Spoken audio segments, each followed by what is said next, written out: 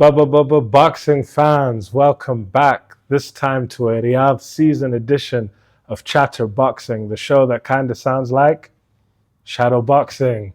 How are we? I hope we're well. Long time no see. Couple of quiet weekends on the boxing front, and as well, yours truly went on a quick summer holiday. That's why I'm 1 week late to do the show. But of course, we are here to discuss Moses Itauma versus Dillian Whyte, as well as Filip Hrgovic versus David Adeleye. That was on last week in Riyadh, and let's get straight into it, boxing fans. First of all, Hrgovic against Adeleye. I mean, quite a decent fight, I must say. Pretty good fight, cracking stuff, lots of action. It went the distance. What's weird about this one is Hrgovic won quite convincingly, but did he underperform? A part of me feels like he may have underperformed. We'll get into that. And as well, David Adeleye lost, unfortunately, quite convincingly as well. But to be honest, I think he won some admirers in that fight. And I think that fight did him well, to be honest, especially the feedback I've been hearing after that. So let's break it down a little bit. So first of all, if you look at it through the prism of levels, most people knew that there's just different levels between Hrgovic and Adeleye going into the fight. Hrgovic is top 10 world level. Adeleye is not quite at that world level. He's British level and above, British level plus, at least for now. He's definitely got some good raw ingredients in there. But given the levels, most people thought Hrgovic was going to win this fight. And he did just that. I had Hrgovic winning most of the rounds. As always, he looked very good in there, good fundamentals, long jabs, very good with the 1-2. He kept that output going all night. This is actually the thing that most impressed me about Hrgovic, is that we're going to be complimenting his gas tank. He looked very fit in there. And that's crazy because Hrgovic usually suffers as a result of the gas tank. We've seen him check out of fights once or twice before, but there was none of that today. I was expecting him to kind of gas out at one point, or for us to at least see signs of him slowing down, fatiguing, and maybe Adeleye could take advantage of that towards the end, but there was none of that. On the contrary, I think after the 8th round, Hrgovic was pretty comfortable in the last couple of rounds. He didn't give Adeleye a chance to get back into it, other than that flurry in the 8th round. And I must say credit to Abel Sanchez, because it looks like Hrgovic fixed up his gas tank. He took control of the fight. I gave Adeleye the first 2 rounds, and I gave Adeleye 3 rounds in total. The first 2, and I think the 7th. The 8th, I think Adeleye won, but of course there was a knockdown in favor of Hrgovic, so it's a 10-8 round for Hrgovic. But credit to Adeleye for coming back up and I think winning that round. That flurry in the 8th round by Adeleye was very impressive. I honestly believe so. Hrgovic has got an amazing chin. We've seen that time and time again. We've seen that today. Like, there is no knocking this man down, honestly. That flurry by Adeleye was very good. And if you look at the replay of that flurry, there is that very last punch. I believe it's a left hook. He goes all out with it. He swings at full power and it misses Hrgovic. And that's the last punch in that sequence. I believe if that one landed, easy to say, but I think if that one landed, we might have seen Hrgovic at least go down and take the count. Going back to Hrgovic, you really saw his class in there. You really saw he was calm and composed throughout, sticking to the fundamentals, sticking to what worked for him. He has a very, very, very solid chin, because David Adeleye landed a couple of bombs on him. And even Adeleye said in the post-fight, I landed some big shots on him that would have sent other people down, and he just wouldn't go down. So credit to that chin. That chin is phenomenal. And we saw the output that came with it, which is a very positive sign, because sometimes, as we said, the output is what lacks with Hrgovic. But that being said, there is still a part of me that feels he underperformed. And I know this is harsh, and I know this is me perhaps being overly critical, but he was landing on Adeleye all night long. And it really caused Adeleye no problems whatsoever. Even the knockdown, like, Adeleye got straight back up. And like I said, he won that round. He wasn't out on his legs. He wasn't, struggling. So he was landing Hrgovic. He was landing on Adeleye all night long and wasn't really hurting him. So he couldn't drop Adeleye. He couldn't drop Dubois. Would he drop a Fury? Would he drop a Big Baby Miller? Would he drop a Wardley? That would be an interesting one, to be honest. I'm not so sure. So while I think he's a very good boxer, top 10 world level, I don't think he can go further than that, because we saw a guy in David Adeleye. All due respect to David Adeleye, I'm a big Adeleye fan, met him personally as well. He's a great guy, a gentleman, but there's levels, and Hrgovic is levels above. And he beat Adeleye, but he didn't really. It's unfair of me to say we didn't really see the levels, because we did see the difference in levels. I was just expecting more. You know, if you're landing all those shots on Adeleye all night long, and Adeleye is more or less in front of you all night long, he's not the trickiest of fighters. He's not the most elusive of fighters. It's pretty much there for the taking. I think with such a big difference in levels, you do need to get him out of there. And we didn't see that by Hrgovic. And although he won the fight convincingly, I think if we have a bigger puncher, kind of like what we saw with Dubois, kind of like what we saw with Zhang, if you have an even bigger puncher, an even more durable puncher, one who's a little bit more polished, maybe a little bit more ring IQ, a little bit more experience, and you don't get him out of there, Hrgovic will pay the price for that, as we've seen in his previous fights. So very positive that he's improved the gas tank, and I definitely want to see more of him, because now we can see him. We can test guys against him. He's a very tough opponent, very durable, very strong, very good fundamentals. Like Moses Itauma against Hrgovic, I wouldn't mind that, to be honest, because you'd know at least Hrgovic would give him some rounds, you know, and land some shots, at least, at the very least. When you look at Justis Huni versus Fabio Wardley, obviously Wardley won with a KO, but for the majority of that fight, Huni was controlling and dominating the fight, much like Hrgovic was against Adeleye. But the difference was, when Huni was dominating the fight, it was actually preventing Wardley from being anything Wardley-like. Like, up until that KO, I could barely recognize the Wardley that was in the ring. He was not letting his hands go. There was no war. I remember I kept texting my friends, there's no war in Wardley. Like, what happened to the war? The war that we saw against Fraser Clark with his busted up nose, that never say die attitude. But such was the domination, so to speak, that Huni had on that fight, that it really prevented Wardley from expressing himself. Of course, up until that one moment where Wardley floored him with an absolute peach of a right hand. But the difference is, Hrgovic here was dominating Adeleye in a similar style, but there was no retreat from Adeleye. And of course, credit to Adeleye for that. But it's also, Hrgovic wasn't imposing his power enough to kind of stop Adeleye, do what you're doing, and kind of change plans and go to like plan C and D.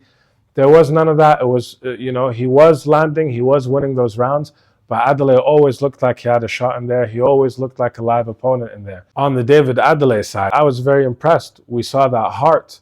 We saw that grit. We saw that he wasn't going to go down. He wasn't going to back out. He wasn't going to check out of the fight. He was going to stay in there and try his best to win.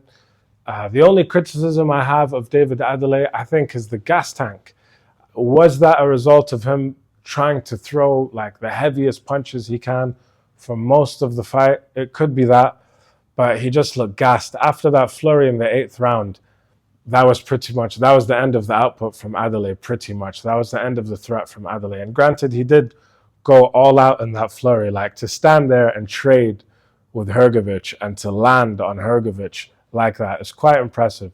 So I do understand, but you know, Hrgovic, as we just discussed, didn't have the best gas tank historically. So to see Adeleye gas against him wasn't the best sign. But you know what? Full credit to him. You saw that chin. He was determined. You know, he got knocked down. He came back up, won that round. He never wanted to give up. He wanted that victory. But unfortunately, there's just levels in this game. And Adeleye still has time to improve, for sure. He's young enough to improve. But there is levels, and the levels showed in that fight. One thing that was very interesting was Adam Booth, I think in the 7th or 8th round, the trainer of Adeleye, he was questioning Adeleye and telling him, how much do you want this? Because I believe he was telling him, when you let your hands go, you give him problems. But you're not letting your hands go enough. And he's like, this is what you worked for. How much do you really want this? How much do you really want to get this fight going? And to be fair, Adeleye did respond, and that's a very, very positive sign. I think he can hold his head up from this fight, and it will do good for him. He will learn from it. He even said I saw a TalkSport interview with him after the fight. His analysis of his performance was very mature, I must say. He said when he caught Adeleye, he then switched and wanted to go for like the big knockout shot, when actually he should have just stuck to the shot that cut Hrgovic, which was the jab. So he should have just kept going with that jab. It was a very mature interview, and I think he'll learn a lot from that. We'd love to see him back. He talks great, great personality, puts on a decent fight, lots of action, quick hands, lots of power. And in heavyweight boxing, when you carry that kind of Adeleye power, anything can happen. As we saw with Hrgovic, main event time, the future king of heavyweight boxing, Moses Itauma, stops Dillian Whyte in emphatic fashion in 1 round. So, first of all, Dillian Whyte's weight. A lot of people were saying, oh, he looks amazing. Oh, he looks in great shape. He did look in great shape fitness-wise. Did he look in great shape, Dillian Whyte, heavyweight boxing-wise? I don't think so. And I'm not being Captain Hindsight here. Even before the fight, I was texting a couple of my mates. I was like, I'm not too sure about the Dillian weight loss, like to that extent. Of course, you want to be fit. Of course, you want to be in shape. Of course, you want to work on that stamina, on that gas tank. You can improve all those things while still keeping some muscle and not being, this was the lightest he'd fought in 10 or 11 years. That's quite crazy, to be honest. That's quite a significant adjustment. Not only do you not have that punch power, and do you know mentally that you don't have that punch power the same way because you're lighter than you usually are, you also don't have that punch resistance. So it just didn't make sense to me. And one of my friends I was texting about the fight, she's a brilliant boxing mind, big boxing fan. She's like, no, this is the right thing to do. He needs to be quick. He needs to be fast. He needs to have his gas tank. He needs to move around. I hear that, but okay, what was the plan? To outmaneuver Moses Itauma for the whole 12 rounds or 10 rounds? Like, what was the plan? To be quicker than him throughout? That was never going to work.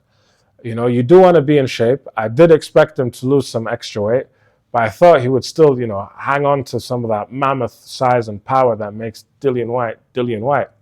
And earlier on, before all the weight stuff, my earlier prediction was maybe, of course, with the speed, Itauma catches him early, but I thought Whyte would also catch Itauma early, maybe round 2, 3, something like that, just once, just so Moses can feel that power, and it might make Moses hesitate for a couple rounds. Then I had Moses coming up with a late stoppage. But Dillian Whyte just did not look interested, and at that size, I really didn't think he could put enough of a dent on Moses to make him stop. And to be fair, it was a strange Dillian Whyte all week. In the build-up, we all know he wasn't himself. He wasn't really instigating too much. He wasn't really trash-talking too much.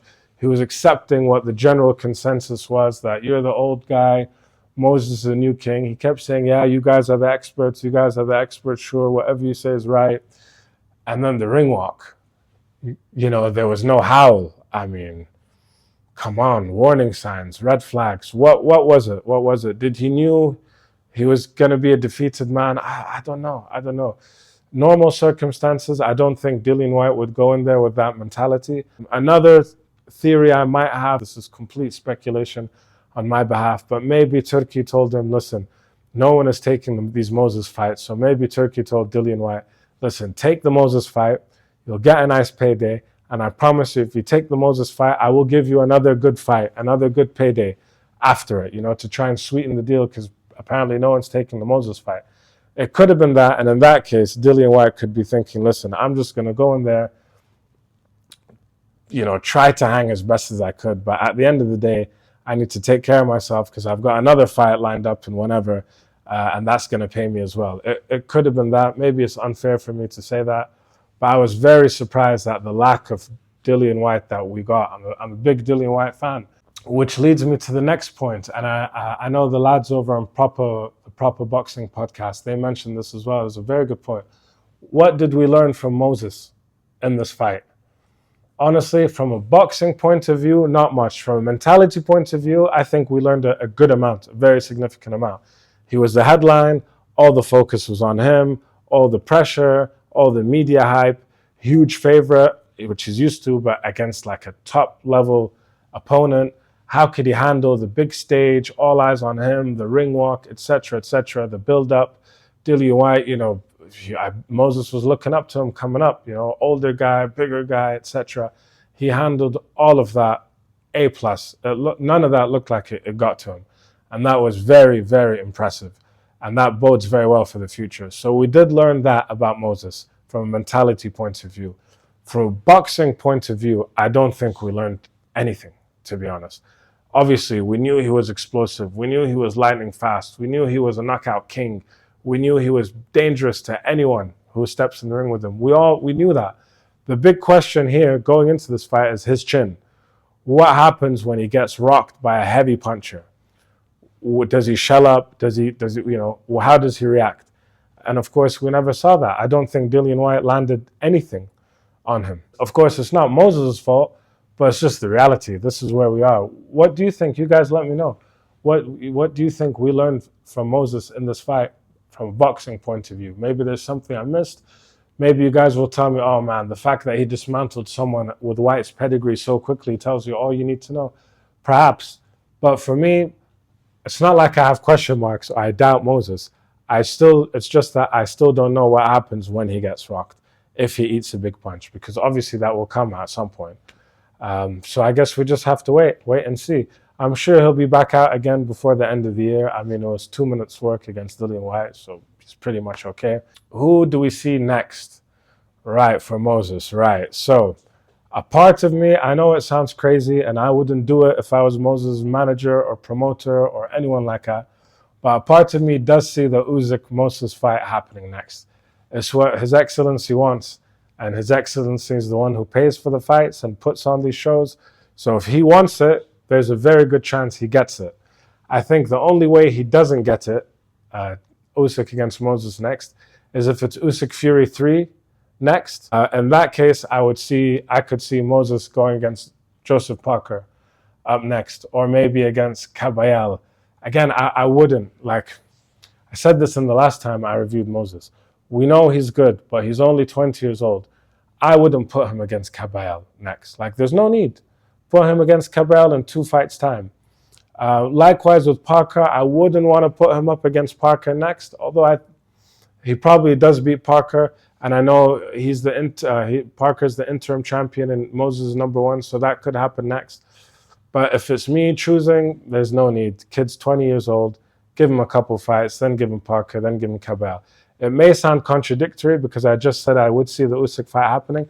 I could see that fight happening because it's big enough magnitude, big enough name. Usyk is kind of known, outside of the hardcore boxing. The casuals all know Usyk. So I could see him being thrown in there for that kind of fight. It's kind of like with Canelo Mayweather.